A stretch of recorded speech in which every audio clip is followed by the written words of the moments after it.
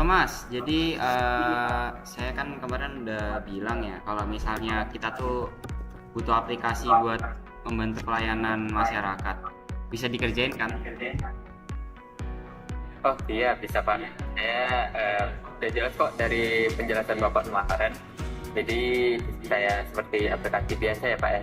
Jadi websitenya website data standar, nggak terlalu sulit. Iya, kurang lebih begitu. Yang penting nanti bisa digunakan warga. Oke Pak, saya paham. Saya kerjakan langsung ya, nggak usah lama-lama diskusi. Lagi. Terima kasih Pak.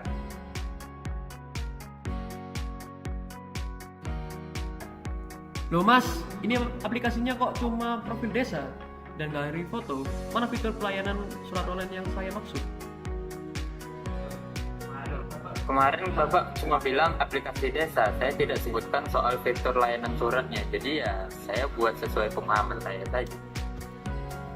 Tapi kan maksud saya udah jelas loh, padahal buat bantu layanan masyarakat desa loh. Gimana sih? Tapi kan Bapak bilang nggak bilang detail, jadi ya saya kira cuma tampilan informasi desa biasa aja. Masalah yang terjadi tadi bukan karena teknis aplikasi loh, tapi karena komunikasi yang salah sejak awal. Dari teori komunikasi, sebuah pesan itu harus melalui tahapan yang jelas. Mulai dari penyampaian pesan, pengkodean, sampai diterima dan dipahami oleh penerima. Nah, dalam kasus tadi, itu ada beberapa kesalahan. Yang pertama, tidak ada klarifikasi pesan, jadi klien berbicara umum dan developer langsung mengiyakan tanpa memastikan maksud pesan tersebut itu apa.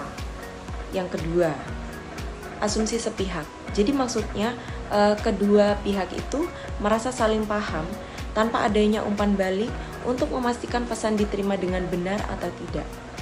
Yang ketiga, tidak mempertimbangkan gangguan komunikasi seperti perbedaan sudut pandang dan istilah teknis yang tidak dijelaskan. Yang keempat, yaitu tidak adanya dokumentasi komunikasi sehingga tidak ada kesepakatan yang bisa dijadikan acuan kerja.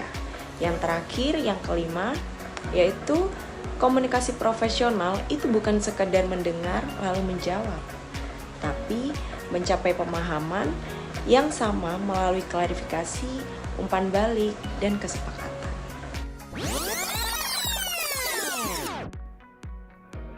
Baik Pak, sebelum saya mulai pengerjaannya, izinkan saya konfirmasi dulu kebutuhan aplikasi yang Bapak maksud.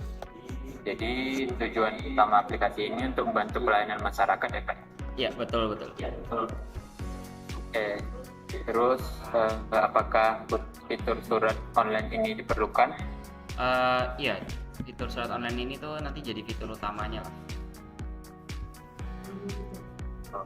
Berarti perlu mengunggah berkas seperti KTP atau KK ya Pak? Nah, Mas, biar dengan surat. dikasih data lebih cepat. Oke, berarti di aplikasinya itu apakah halaman profil desanya itu tetap dibutuhkan Pak?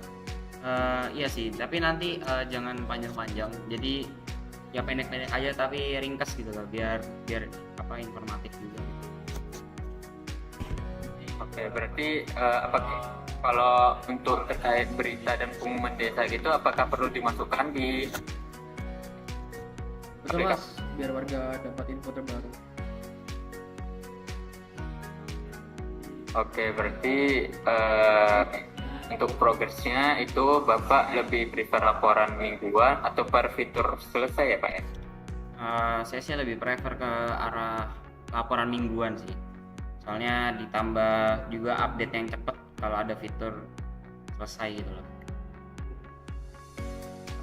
Oke Pak, berarti saya coba rangkum ya Pak ya. Berarti kita aplikasinya itu memiliki fitur surat online dengan mengunggah KTP atau KK gitu, terus ada profil desa dan berita atau pengumuman di desa. Terus juga untuk usernya itu untuk warga dan admin desa ya Pak. Terus juga pelaporan pengerjaannya itu mingguan dan ada update saat fiturnya selesai. Berarti apakah ini sesuai Pak dengan yang kita bicarakan tadi?